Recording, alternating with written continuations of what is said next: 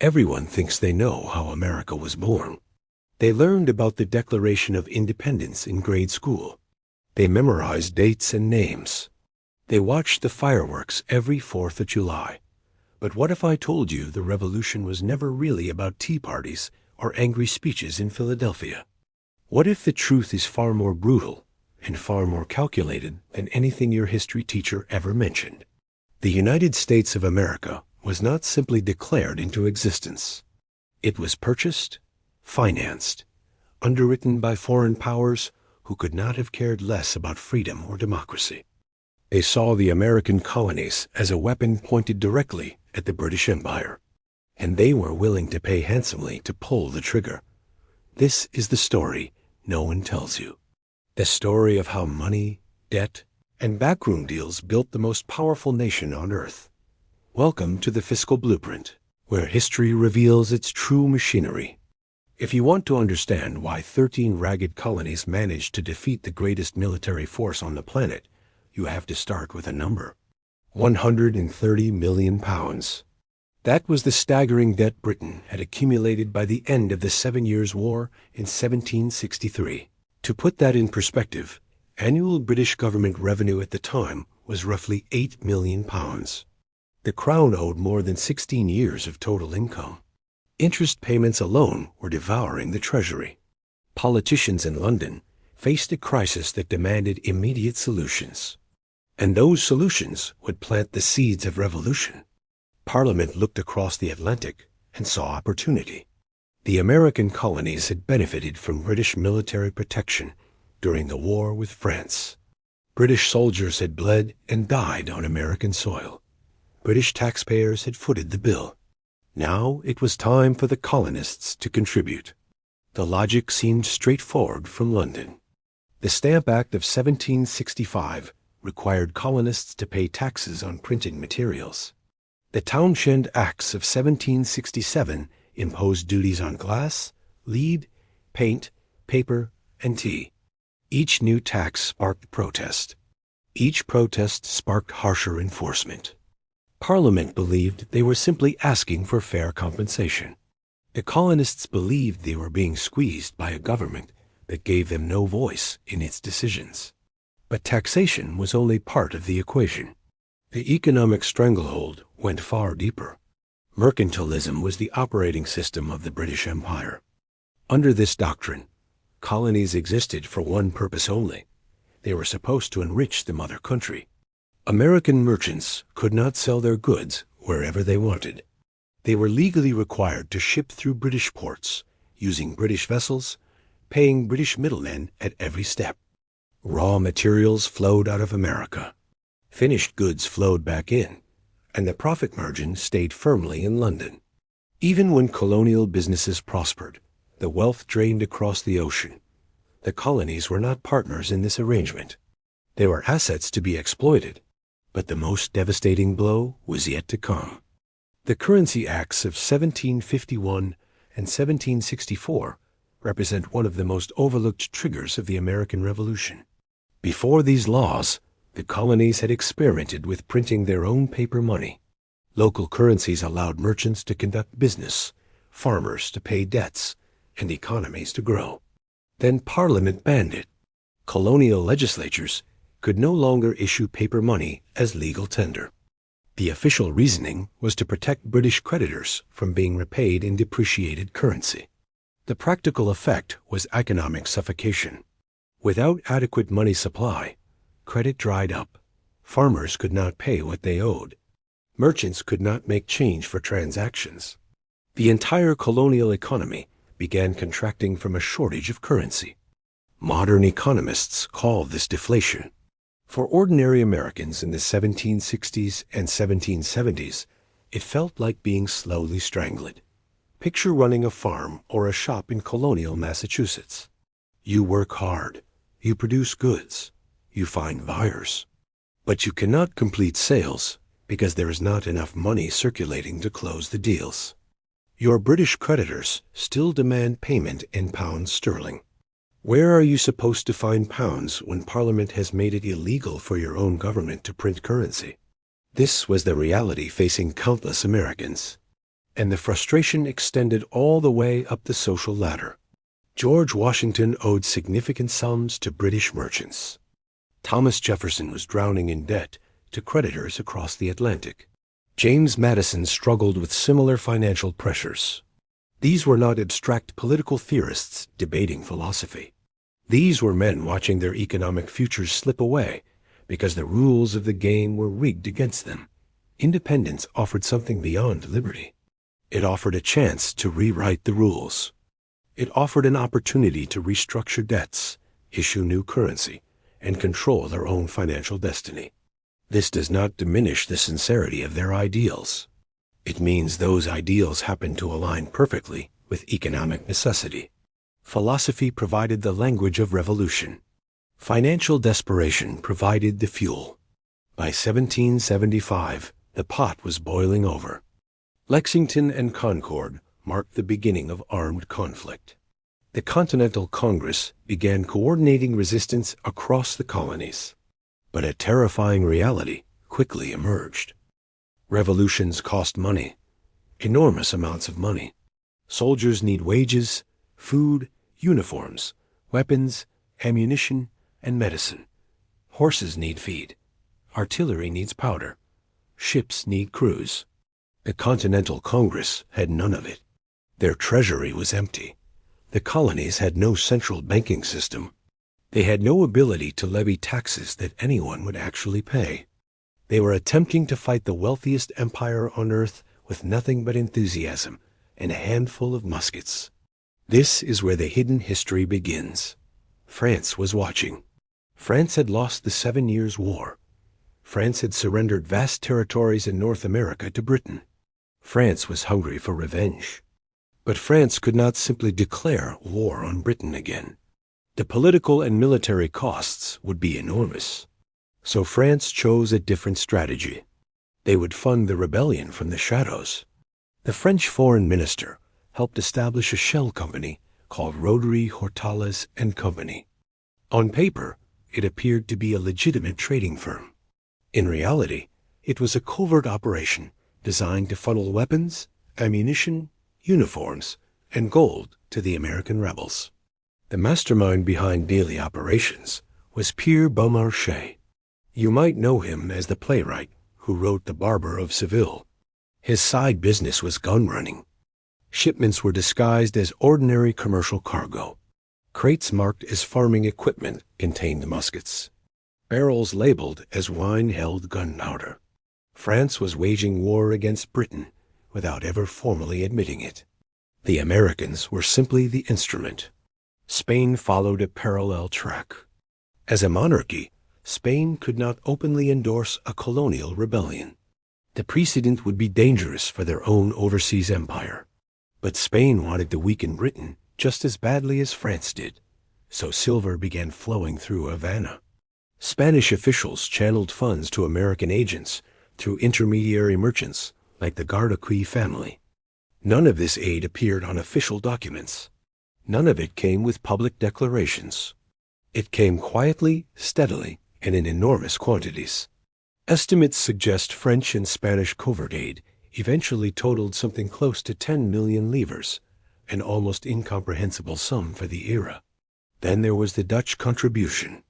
Amsterdam was the financial capital of Europe. Dutch bankers had perfected the art of converting risk into profit, and they saw the American rebellion as an opportunity. Banking houses like Hope and Company and the Van Staffers brothers began extending credit to the Continental Congress. They purchased American bonds at steep discounts, betting that the new nation would eventually honor its debts at full value. For these financiers, independence was not a political cause.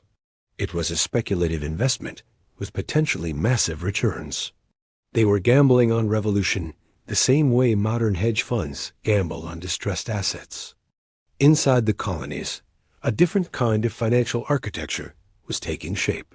Silas Deane became America's first secret agent in Europe, negotiating arms deals with France before independence was even declared. Robert Morris, sometimes called the financier of the Revolution, used his personal fortune and business connections to keep Washington's army supplied when Congress could not. He extended credit from his own accounts. He persuaded other wealthy merchants to do the same. Without Morris, the Continental Army likely dissolved sometime around 1780. And then there was Haine Salomon. This Polish-Jewish immigrant operated financial networks throughout New York and Philadelphia. He converted foreign loans into usable currency. He extended personal credit to members of Congress. He kept the machinery of government running during its darkest hours. These names rarely appear in textbooks. They should be carved in granite. By 1778, the covert aid became overt alliance. France formally entered the war against Britain. French troops, French warships, and French money poured across the Atlantic.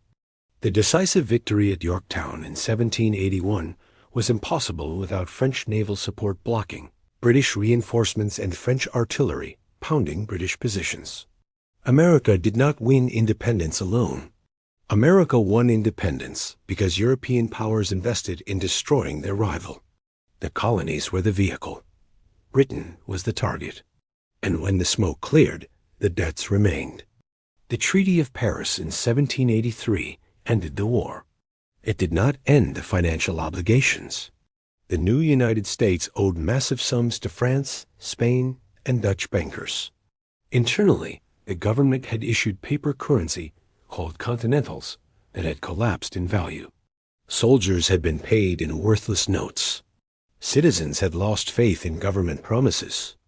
Speculators had bought up debt certificates for pennies on the dollar, betting the new nation would eventually make good on its obligations. Independence had been won. But sovereignty came with a ledger full of red ink. This is where the financial origins of America become the financial architecture of America. The famous debates between Thomas Jefferson and Alexander Hamilton are usually framed as philosophical disagreements. Jefferson wanted a decentralized agrarian republic. Hamilton wanted a strong central government with unified finances. But beneath the philosophy was a brutal, practical reality. Foreign creditors do not trust loose confederations. Dutch bankers were not going to extend additional credit to 13 squabbling states with no unified revenue system. If America wanted to function in the international economy, it needed to look creditworthy. Hamilton understood this better than anyone. His plan was comprehensive and controversial. The federal government would assume all state debts from the war. It would establish a national bank to manage finances and stabilize currency. It would create federal taxation authority to generate reliable revenue. Critics screamed that Hamilton was creating a financial aristocracy. Supporters argued he was simply doing what was necessary to survive. The truth was somewhere in between. America did not adopt Hamilton's system purely because Hamilton was brilliant. America adopted it because creditors demanded stability as the price of continued cooperation. The consequences rippled through every aspect of early American life. To pay European creditors, the federal government needed revenue. Revenue meant taxes. Real taxes that would actually be collected. When the government imposed an excise tax on whiskey, frontier farmers who used distilled spirits as a form of currency exploded in protest. The Whiskey Rebellion of 1794 forced President Washington to deploy federal troops against American citizens.